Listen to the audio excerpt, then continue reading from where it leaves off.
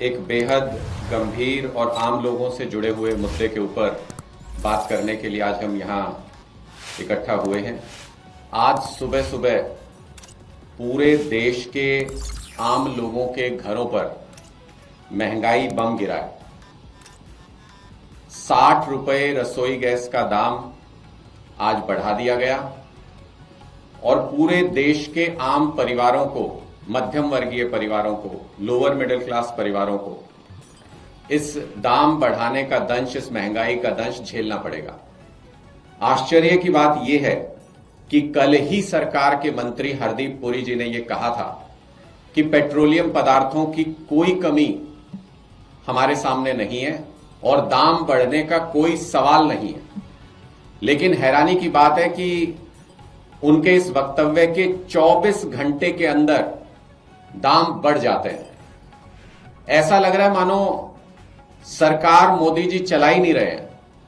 ऐसा लग रहा है मानो देश की सरकार के निर्णय मोदी सरकार के मंत्री ले ही नहीं रहे हैं। कहीं और निर्णय लिए जा रहे हैं, वो थोप दिए जाते हैं देश के ऊपर और हैरान परेशान होकर इनके मंत्री और पूरी सरकार देखती रह जाती है। यह ऐसा पहली घटना नहीं है जब ऐसा प्रतीत हुआ हो। कई सारे उदाहरण हैं जिनमें सबसे पहले जो देश के लोगों को झटका लगा वो इस बात को लेकर के लगा कि मोदी सरकार ने कहा कि पाकिस्तान को बख्शेंगे नहीं, इस बार अच्छे से सबक सिखाएंगे, हमारे लोगों को मारने की गुस्ताखी की है पाकिस्तान ने। लेकिन अमेरिका ने कहा कि सीज फायर कर दिया है हमने, और बाद में मोदी सरकार ने मान लिया उस सीज फायर को। फिर ऐसी घटना हुई जब मोदी सरकार ने कहा कि टैरिफ के मामले में भारत किसी के दबाव में नहीं आएगा। अमेरिका ने कहा कि भारत जीरो टैरिफ पर राजी हो गया है और बाद में मोदी जी ने भी मान लिया कि ठीक है जी, जीरो टैरिफ लेंगे, ट्रंप साहब ने कहा है।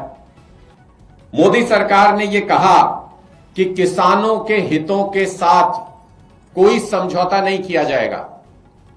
ट्रंप साहब ने कहा कि भारत के बाजार अमेरिका के कृषि उत्पादों के लिए खोल दिए गए हैं, और फिर बाद में मोदी सरकार ने भी मान लिया कि हां जी ठीक है, हमने कृषि उत्पादों के लिए भी बाजार खोल दिया है। मोदी सरकार ने कहा रूस से तेल न खरीदने की कोई बात नहीं हुई इस समझौते के दौरान। ट्रंप साहब ने कहा कि रूस से कोई तेल भारत अब नहीं खरीदेगा। फिर मोदी सरकार ने मान लिया उस बात को कि हां ठीक है जी, हम रूस से तेल नहीं खरीदेंगे। अब अमेरिका खुलेआम कह रहा है कि 30 दिन की इजाजत हमने दे दी है। उसकी इतनी हिम्मत हो गई और मोदी सरकार चुप बैठी है क्योंकि उन्होंने इस बात को स्वीकार कर लिया कि हां, जो अमेरिका कह रहा है वो ठीक है।